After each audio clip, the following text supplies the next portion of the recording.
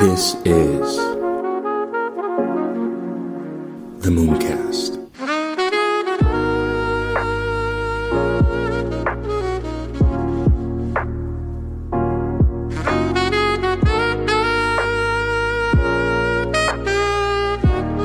Welcome to the Mooncast, and I don't want to waste any of your time, so let's just jump right into it. Today we're going to be talking about different market updates and market sentiment and things of this nature, DeFi, coin burning, Tesla, and all these different sorts of things. So let's just jump right into it. First, we're going to talk about Binance completes the 24th quarterly BNB burn, right?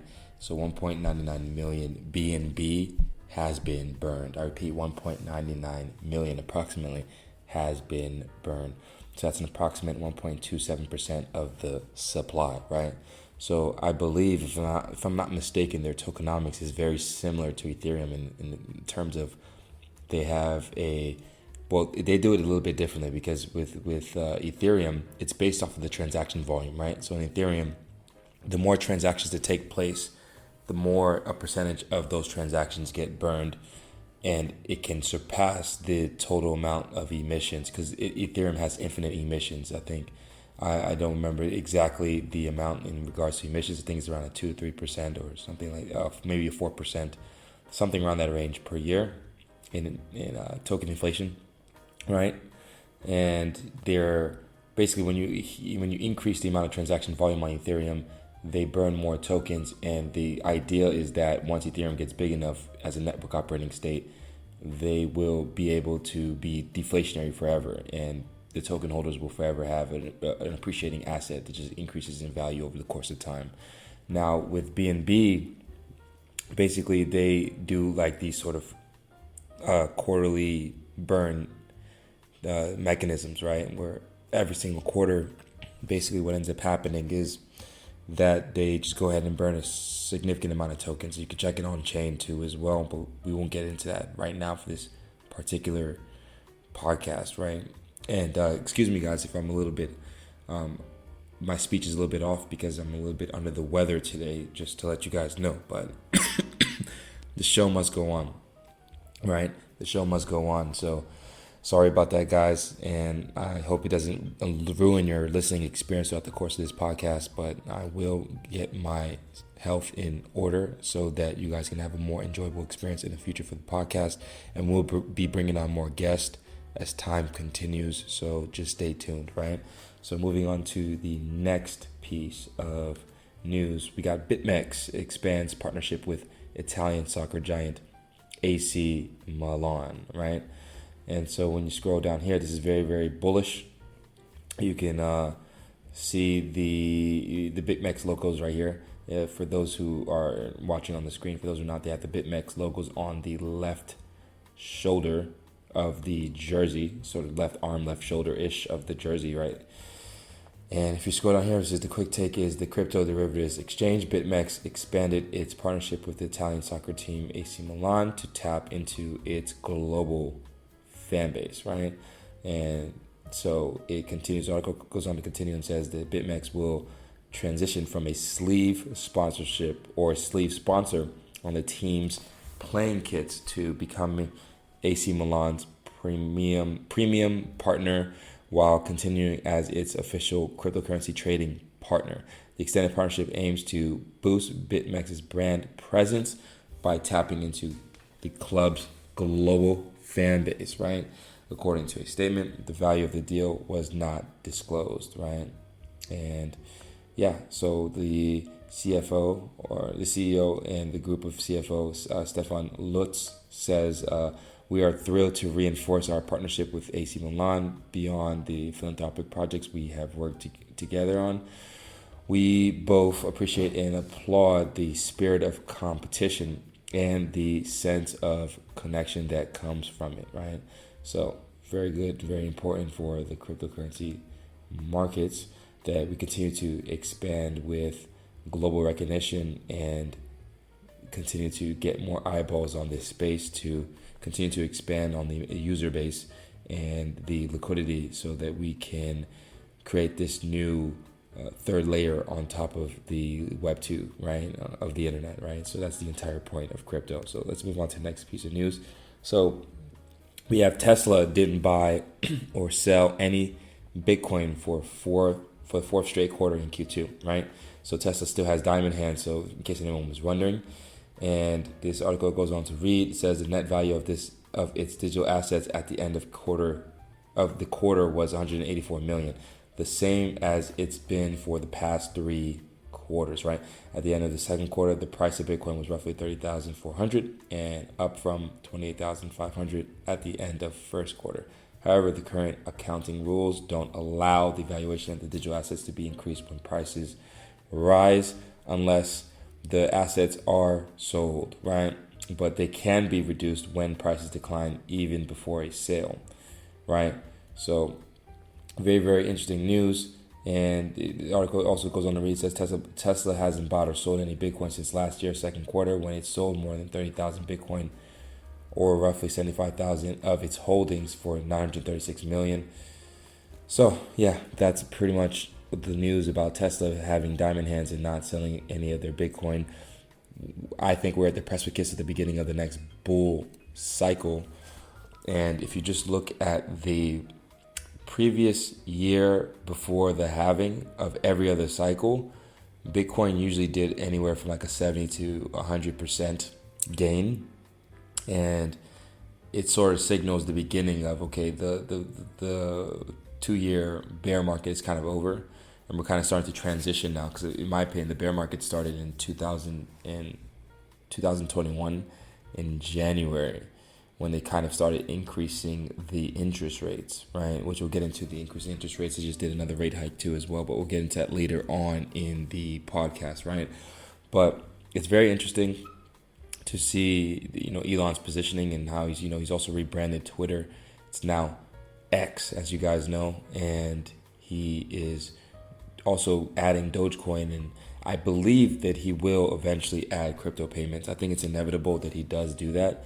I don't know when he will do it, but I do believe the crypto payments will be coming, as he does try to make X a new pioneer in the change and shift in the global financial markets, and he's trying to make it into a all-in-one inclusive financial hub. So we'll see how these things develop moving forward. So let's go on to the next piece of news. So we have FTX administrators filed to recover 71 million from its philanthropic and life science arms, right? So as they continue to try to recollect all of the customer funds, as they're all scrambled around in houses and all these different type of air quotations philanthropic endeavors. We'll see exactly what comes about with that specifically, but the article goes on to read, administrators for FTX are seeking to recover more than 71 million from the bankrupt exchanges philanthropic and life science arms. FTX Foundation, the Sam Bankman-Fried, Latina Life Science Funds received around 71.5 million from FTX and Alameda Research. Investment was made in the life science field between February and October of 2022 in companies such as Lumen Bioscience, Green Light Biosciences, Genetic Networks, and 4J Therapeutics, right?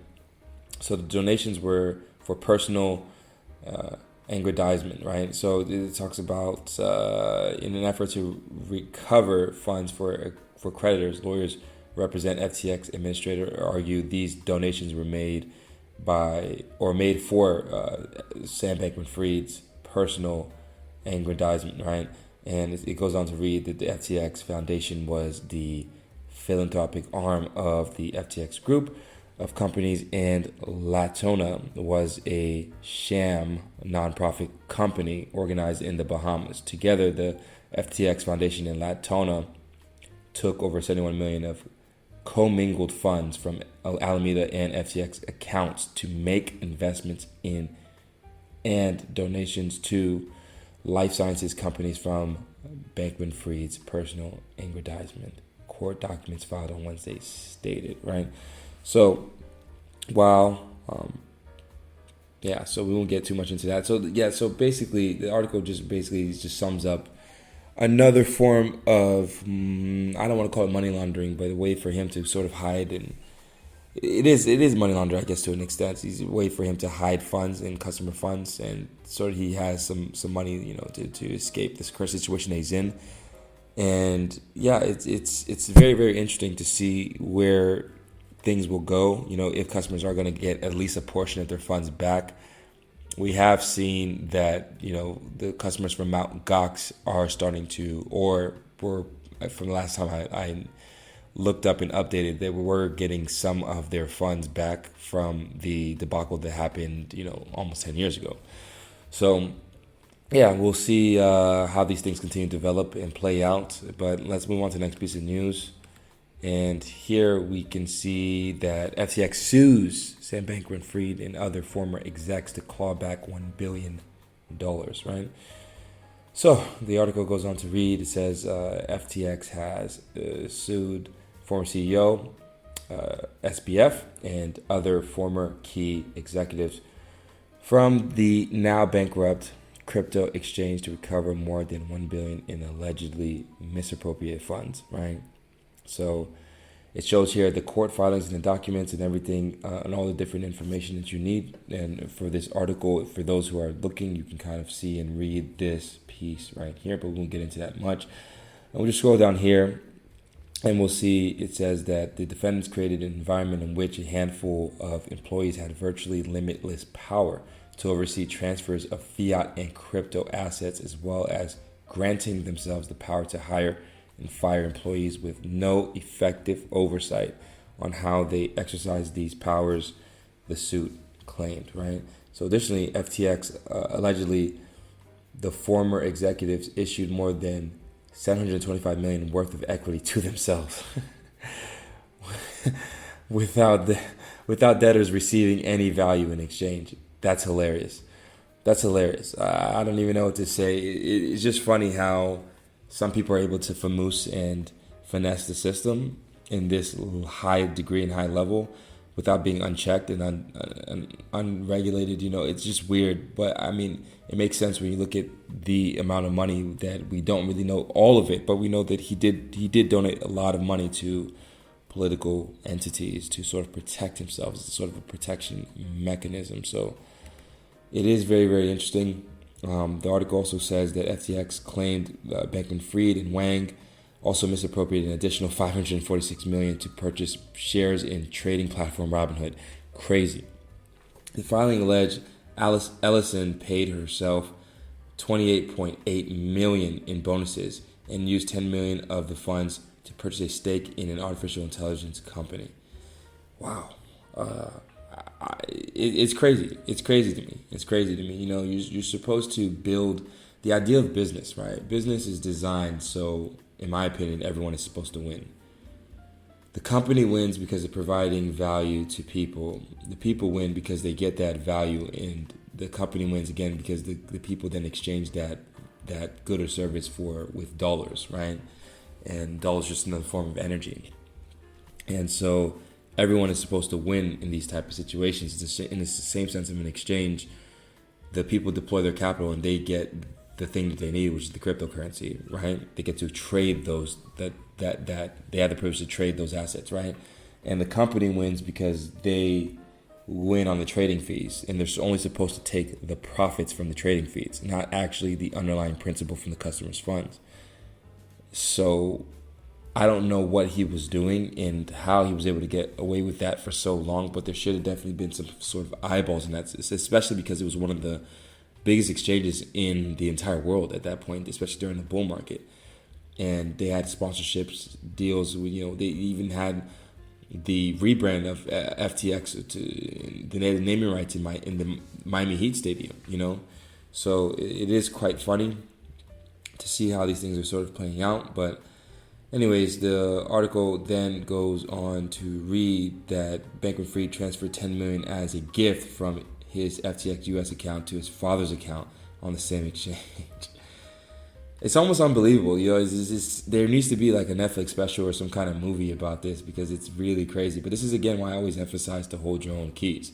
I slept peacefully at night because I hold my own keys.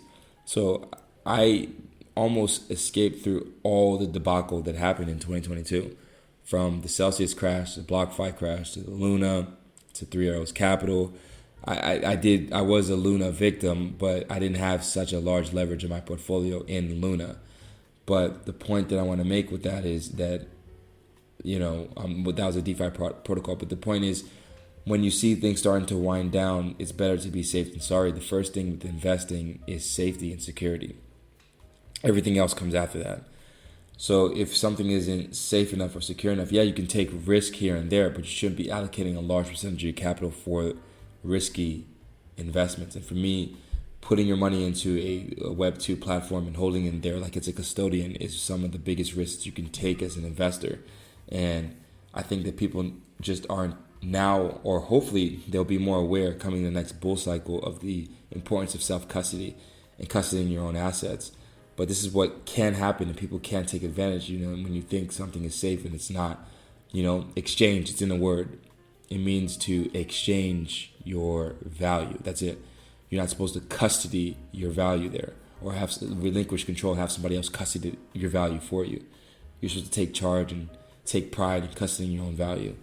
But anyways, it says shortly afterward, Bankman-Fried's father made a six transfers totaling $6.7 million to personal accounts at Morgan Stanley and TD Ameritrade. In the filing asserts, FTX claimed this gift is being used to fund Bankman-Fried's legal defense, right?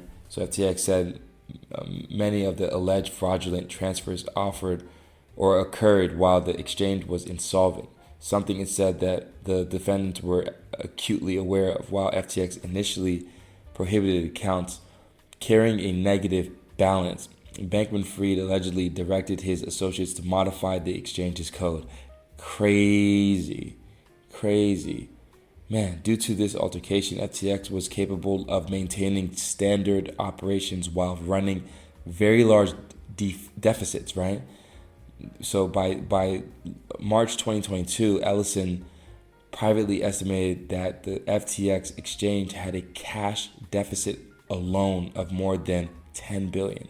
The filing added, the cryptocurrency exchange and its subsidiaries are now headed by restructuring chief and CEO John Ray after it filed for Chapter 11 bankruptcy on November 11, 2022. So we'll continue on with a little bit more FTX news here, and then move on to something else that's more fun, because I'm honestly tired of talking about FTX. But I know it's prevalent news. A lot of people lost a lot of money. So I do want to give you guys the sort of updates that you guys need in regards to that, and just my commentary on that too as well. So this article goes on to say that Bankman-Fried uses company funds for criminal defense, FTX. So this is, again, it's just kind of following up on kind of what we already read previously. And so again, we'll see how this gets determined in court, and what funds go where, if they're going to go back to the customers or if they're not going to go back to the customers. We'll see. I hope that the customers get at least a majority of their funds back, man. It's really, really messed up what's been going on, and you almost think that these things are safe, these products are safe, but people don't understand they're all experimental.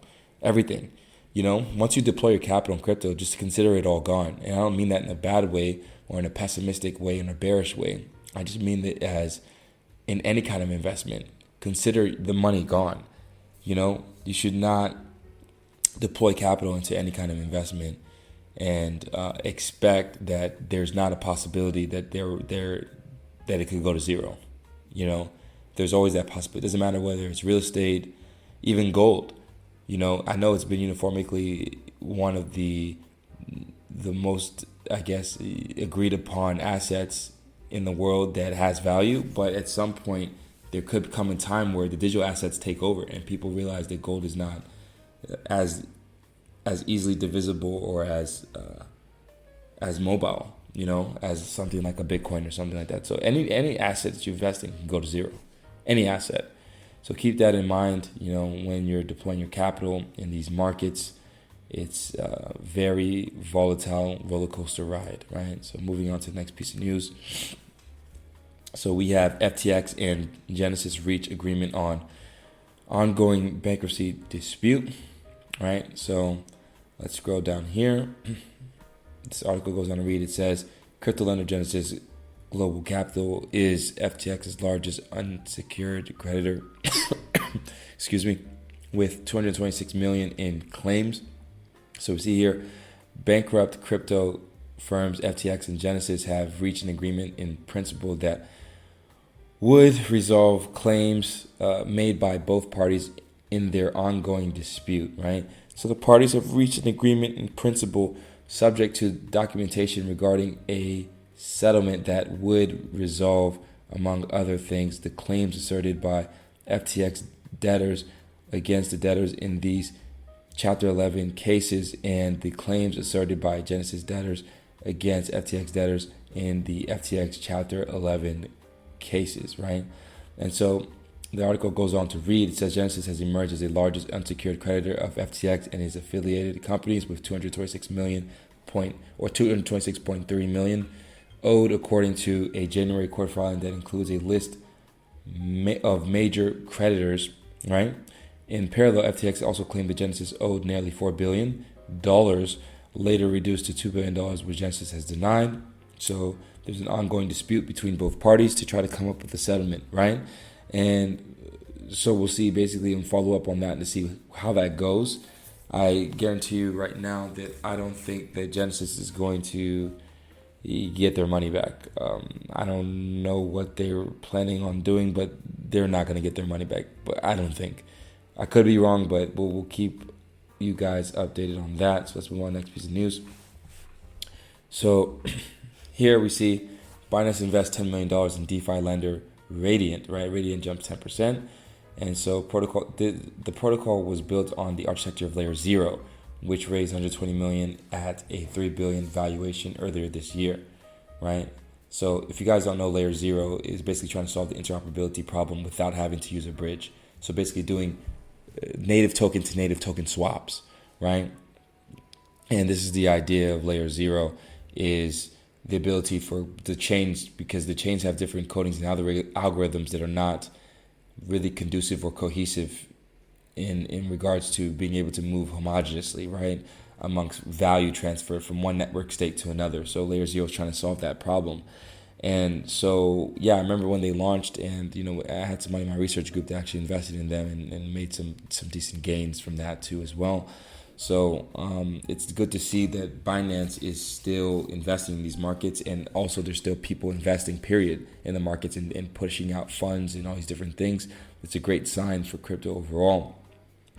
And it's bullish, you know, overall it's bullish that people are still spending money in the space, and, you know, with these incubators and these seed rounds and all these different types of things. So, so the Radiant is built, because the article goes on to read, it says Radiant, which currently has about 265 million in total value locked, according to DeFi Llama data. The platform supports more than 20 collateral options and plans to add new options in the future as Radiant DAO expands the functionality to additional chains, right? So, yeah, super interesting stuff. Let's move on to the next piece of news. I have big hopes for DeFi, which I'll get into a little bit later too as well, of what I'm thinking about that too. But let's go on and move on to OpenSea. So OpenSea makes deals, right, and launches a peer-to-peer NFT swaps, right? So the new feature allows collectors to trade NFTs directly with each other, as well as add WETH to sweeten the deal, right? Interesting. So finally, you can do some peer-to-peer without any third party, meaning like a marketplace platform, right? So it says here, the article goes on to read, it says non-fungible token marketplace OpenSea announced Thursday it's rolling out Deals, a peer-to-peer NFT swap function to help traders bolster their collections and engage with other collectors directly, right? So really, really cool. And it says in OpenSea tweet that deals with, it says OpenSea said in a tweet that Deals will allow collectors to trade NFTs among each other, as well as to include the wrapped ETH. So yeah, just don't want to double check and repeat myself right there. But basically the point is that you're able to do peer-to-peer trading on OpenSea, right? which is the entire point of crypto, right? To kind of remove those intermediaries in as a whole, right? So let's move on to the next piece of news. So we have Solana records one outage in the first half of 2023, 100% uptime in Q2. For me, this is hilarious because it's not really something that should be seen as good, because what is the entire point of blockchain, right? It needs to be scalable, it needs to be secure, right? And if it's not scalable, if it's not secure, and so Solana is scalable, right? So the problem I have with Solana is the number one priority of blockchain is security. I don't care what anyone says, it's security. It's not it being cheap and it being scalable and it being interoperable. It's security, right? Security. I always keep pinpointing this fact of security. I think it's uber important that you understand that if a chain is not secure, how can it be globally adopted? If you need to worry about it going out, the Bitcoin layer 1 chain, yeah, it gets slow, but it never turns off. It keeps moving, right? And if a blockchain is capable of turning off, then for me, it's not really a blockchain, and it's extremely highly centralized, and it's a huge risk. I think it's a bigger risk than people may be thinking. So from my perspective, I don't like Solana because of this reason of it being able to shut down. I understand that they get a lot of users and they have a lot of network activity and all these things, but I think people haven't really come to the conclusion that what if things shut off? What if you're playing a crypto game on Solana and the network just has an outage and now you lose money because of that, or you have all your money in the Solana network and then you need to move funds to pay for bills and you can't because there's a network outage. No one ever thinks of these things, It's crazy to me, it's crazy, but there's a lot of influencers and high level people, market key leaders, in the space, key influencers in the space such as Raoul Pal and stuff that shill Solana so hard, and invest answers and all these different types of people. I think they're just shilling their bags because maybe they lost a lot of money or they didn't cash out on time with Solana because of the collapse and everything that happened, especially during the bear run, and everything was kind of going down in value, and people kept thinking it was just going to bounce back and to buy the dip, but in reality we were entering a bear market. So the article goes on to read, the latest reported noted Solana has experienced 100% uptime since February 25th, marking a whole quarter without an outage.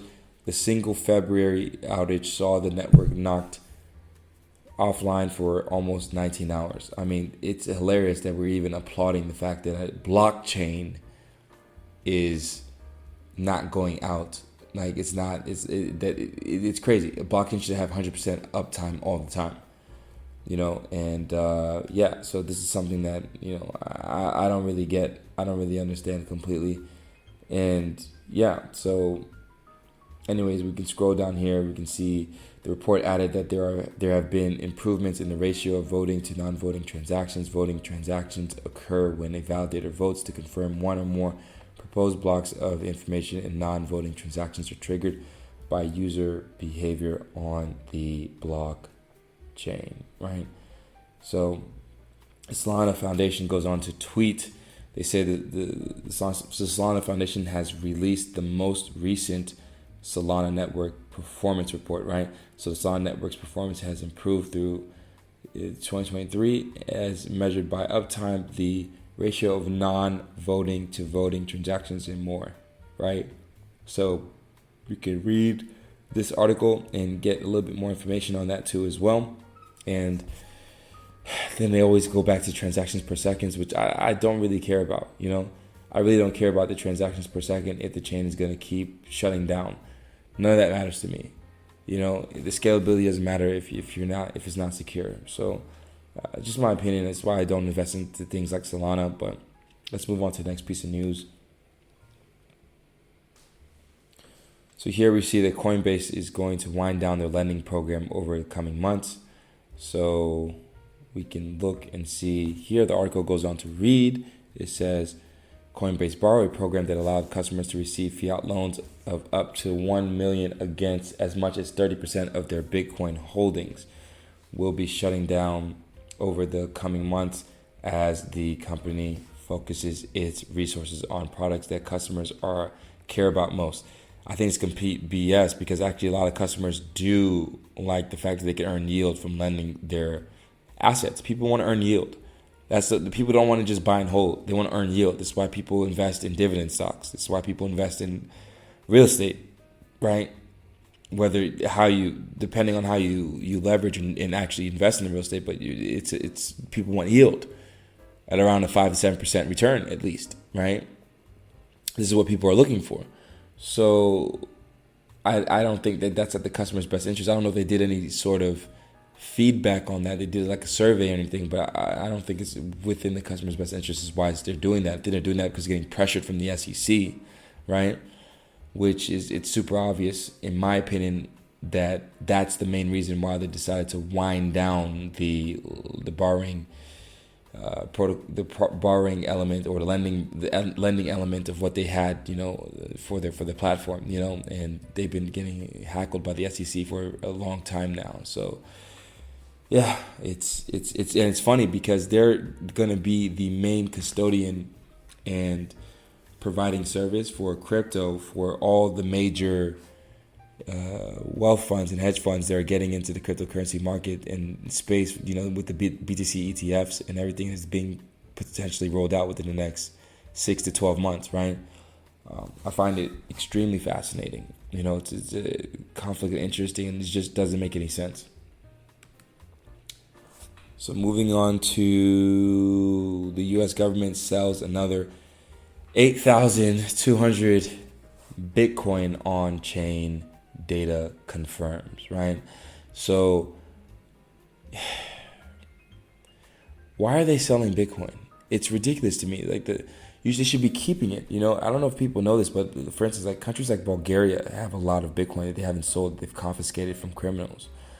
So why not do the same and just hold it in case you need it as a hedge? It doesn't make any sense to me, but their dollar cost averaging out, it appears, of Bitcoin back into fiat. But I mean, I guess it does make sense to hold your own coin, which in this case is the fiat US dollar, right?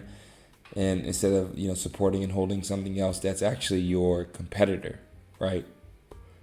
So the article goes on to talk about, it says here that on-chain analysis at CryptoQuant have confirmed previous rumors that the United States government has sold another large batch of Bitcoin connected to the defunct darknet marketplace Silk Road, right? And so in a report shared by Crypto Potato, the firm said that the firm sold 800 or 8,200 Bitcoin from Silk Road hacker James Zong on July 12th. This was slightly under previous estimates, indicating that the government have moved roughly 9,826 from its known wallets. It's also less than the government's first confirmed sale of 9,861 Bitcoin for $260 million in March, right? And the article goes on to read, it says most of the coins were moved in a single transaction of 9,319 Bitcoin, which sent 8,200 Bitcoin to one address and 1,119 Bitcoin to another. The former address forwarded the 8,200 Bitcoin to different addresses. Each address received 79 Bitcoin. These coins were eventually deposited into exchanges or recombined into fewer wallets. Though not confirmed, the author addresses with 119 BTC is believed to be controlled by the government. This address is highly likely to change the address of the transaction, it said, right? So you can scroll down here and you can see the U.S. government sees the Bitcoin balance and change. And here's a little chart for you guys too as well that you can look at. And yeah, so let's move on to the next piece of news. So I wanted to get into a little bit about the hacks that's going on in crypto. So we'll start here with the chronic finance drained of 3.2 million in security attack, right? So the hacker sold 1,700 Ether valued at over $3.2 million. DeFi protocol Conic Finance suffered an exploit today by a hacker who managed to make offer with 1,700 Ether, according to security and analysis at BlockSec, right? Conic is a DeFi protocol designed to allocate funds across the Curve decentralized exchange using liquidity pools it operates, right? And so, yeah, it's very, very interesting to see. And I'm going to keep showing you guys now in this follow-up. The next follow-up articles are going to be just DeFi hacks. I want to basically sum it up and get to a conclusion with all of this, but I just want to showcase to you guys the different hacks and different things that are going on with these DeFi protocols. And so you guys can be understanding that these things are still very, very new, and there could be exploits and things that people see in the code and take advantage of it, and then you lose your funds. So in the next piece of news, we have Optimism moves forward with 2 proposals to add ZK proofs, right? And so as we scroll down here, I do think zero knowledge proofs is going to be huge, right? I talked about it in my previous podcast, and I really believe that zero knowledge proofs is one step closer. It'll make us one step closer to mass adoption, you know. But anyways, Optimism is moving forward with 2 proposals, right? So it says here that the submissions were made in response to a request for a proposal designed to enable secure and efficient cross-chain communication, right? So the article goes on to read, it says, Ethereum Layer 2 optimistic roll-up scaling solution Optimism is moving forward with 2 proposals to add zero knowledge proofs. The move aims to enable secure and efficient cross-chain communication between layers and directly between OP chains. We're excited to share that we will be moving forward with proposals, right, from O Labs and Risk Zero. Optimism Foundation General Manager Bobby Dresser posted, right? So ZK proofs are a cryptographic concept where one party, the prover, can prove to another party, the verifier, that they know a value of the truth of a statement without revealing any information behind or beyond the fact that they know it, enhancing privacy and security in blockchain transactions. Gonna be huge, right? So very, very, very, very, very cool from them. And as the competition continues to heat up between Optimism and Arbitrum and all these different sort of layer 2 scaling solutions on Ethereum, Polygon also included in that too as well. But let's move on to the next piece of news. So here we see Celsius network reaches settlements that could clear a path to return customer funds. Could, keyword could, right? So bankrupt crypto lender Celsius network reached settlements that could clear the path. Yeah, so I just read that right. So moving on, it says bankrupt crypto lender Celsius. Why is it saying this again? Anyways, let's scroll down here. It talks about the agreements would resolve customer claims over fraud allegations by raising recoveries 5%. The WSJ said, adding that a total of 30,000 claims seeking roughly around 78 billion could be settled, right? Celsius will see court approval for the settlements on August 10th at a hearing, according to a report. So that's not too far away at the time of this recording, right? So again, something to keep in mind. I really hope that people do get their funds back, but it's not entirely sure. As you guys know, this stuff has been dragging on. I think Mashinsky is in jail, if I'm not mistaken. He should be in jail. From what I understood from previous articles that I've read, and Mashinsky is the CEO of Celsius, right? So hopefully he's able to do the right thing, and they're able to get at least.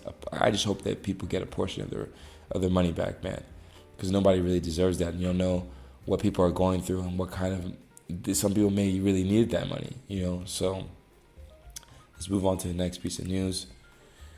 So we see here that MetaMask to support cross-chain interactions with snaps by 2024. So MetaMask, the popular Ethereum wallet from Consensus, plans to launch its long-awaited snaps protocol before the end of 2023, and allowing wallet users to access new applications, the executive cross-chain protocol interactions. First announced in 2020, MetaMask describes Snaps as an open source system that allows anyone to safely extend the functionality of MetaMask to create new Web3 experiences, right? So this means that developers can use Snaps to build out specialized features on top of MetaMask. This is revolutionary because MetaMask has been, as everyone knows, no one likes using MetaMask.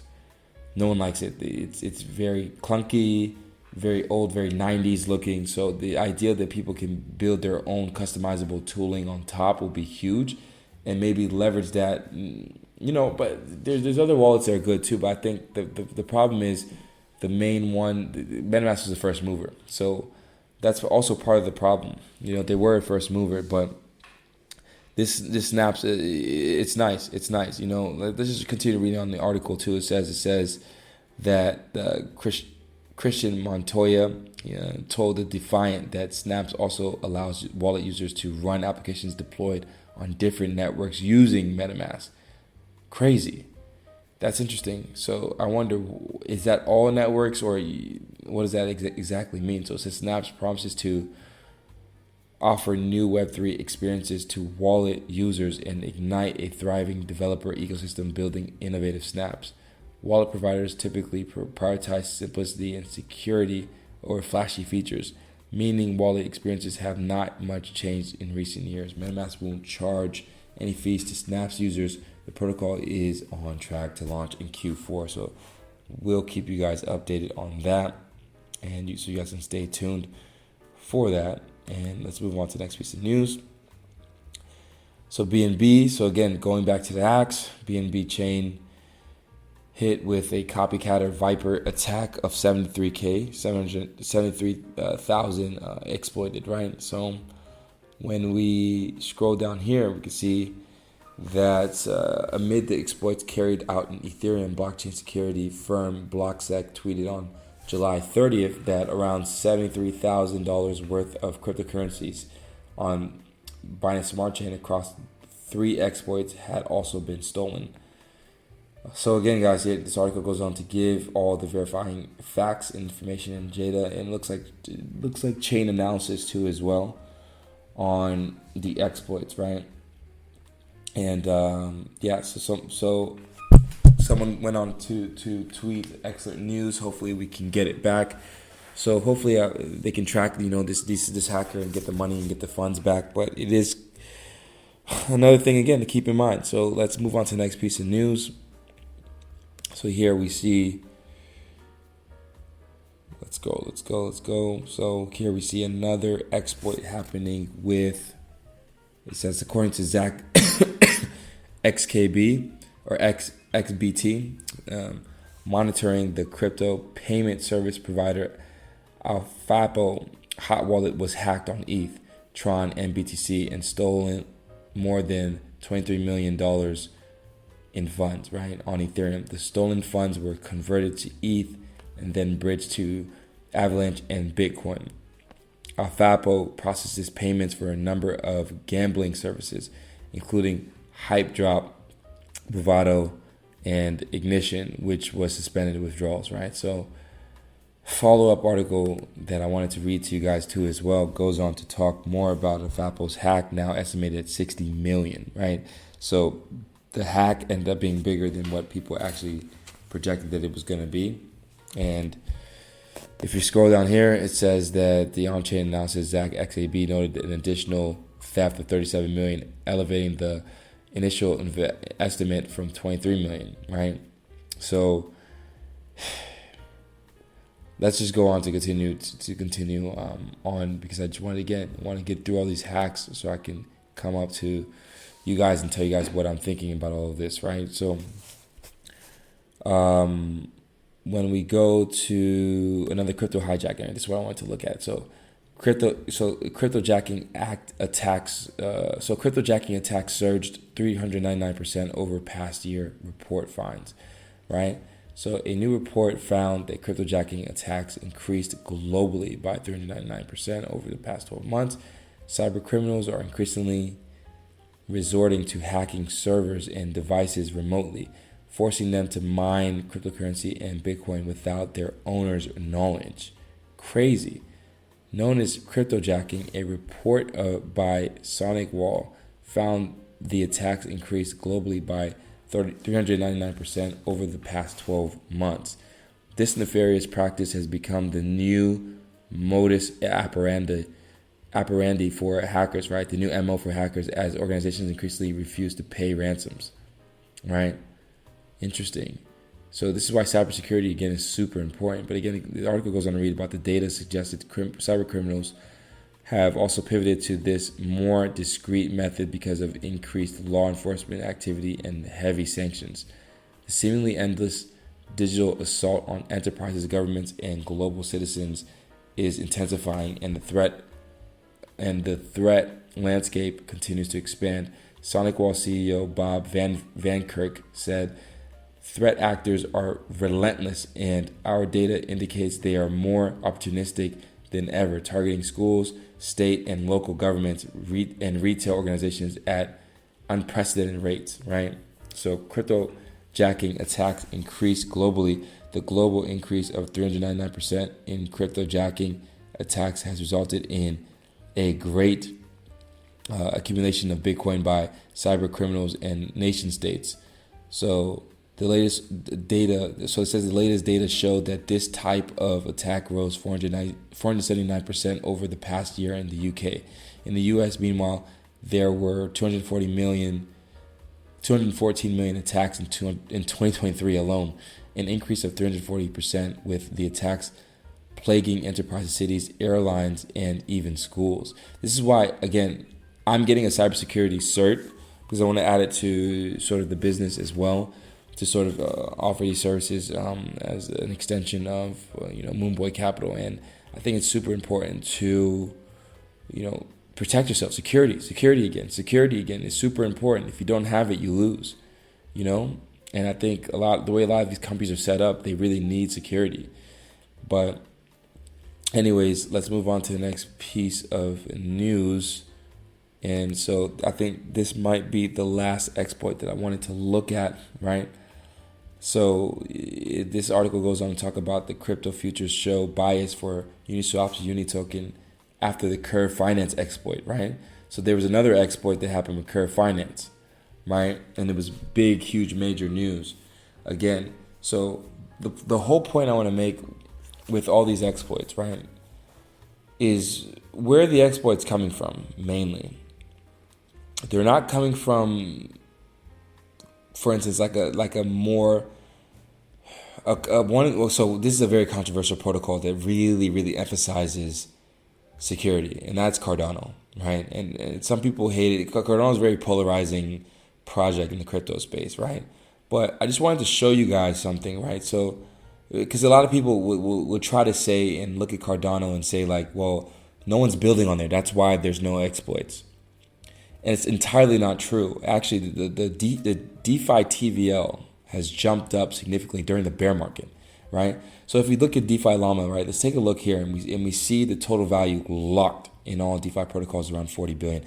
I do have a hot take in projection to say by the end of this decade, the DeFi total value locked will exceed over $1 trillion for sure. By the end of this decade, like $1 trillion is minimum. Is the minimal amount that will be in liquidity locked in DeFi, right? So that's what it is right now. So when we go and we gravitate and look at chains, right? Cardano used to be way behind other protocols, right? So let's go ahead and look. So when we look at the chains, right, we can see the total value locked on all the chains.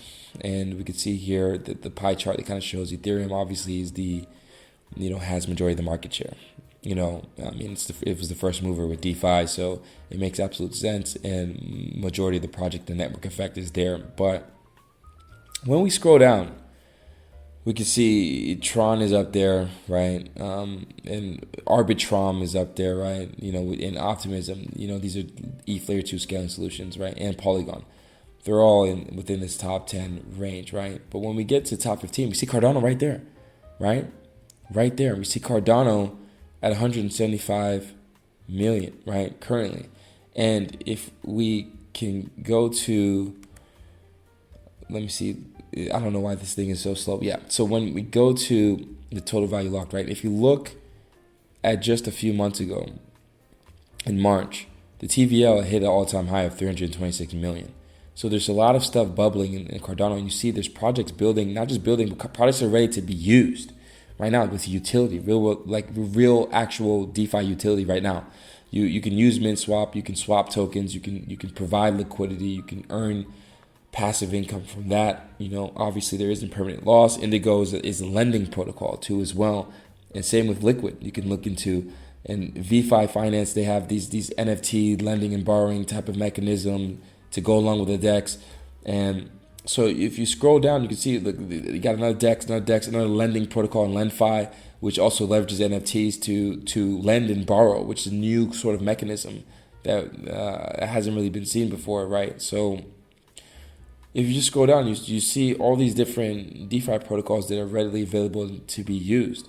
So the idea that Cardano doesn't have DeFi and it's a ghost chain, it's madness to me. It's madness when you see the TVL picking up like how it has, and you see all these different things. So it's just people not getting the right information, So I really wanted to emphasize that Cardano is building a lot, and they're doing a lot of great stuff. And the main thing for me is the security element.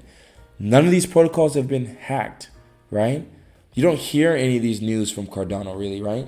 You don't hear anything about their stable coins going bust or anything weird, And this is the cool thing that I do like about Cardano is, yes, they are slow. And, DeFi summer was in 2020 and it's 2023, and Cardano's just now rolling out their DeFi, really, to the extent, I think I would say that DeFi kind of started a little bit in 2022 for Cardano, but it didn't really kick off till 2023, in my opinion. So it's crazy.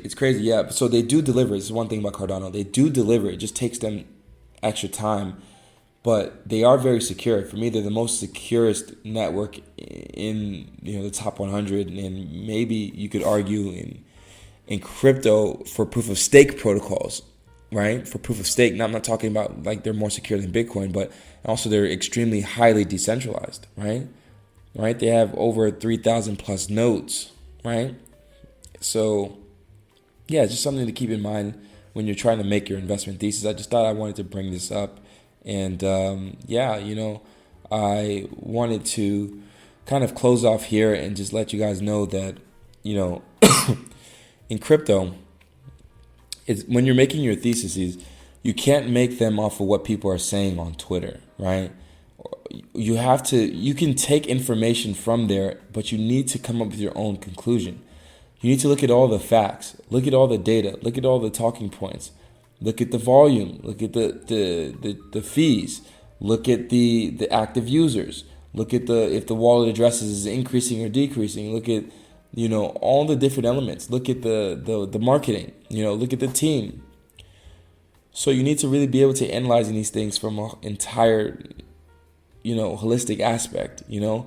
There's so many aspects of it, and also look at who else is doing it, So I hope you guys enjoyed this pod. I know that, it's a little bit off because I'm coughing sometimes, and I hope it didn't ruin your listening experience, throughout the course of this.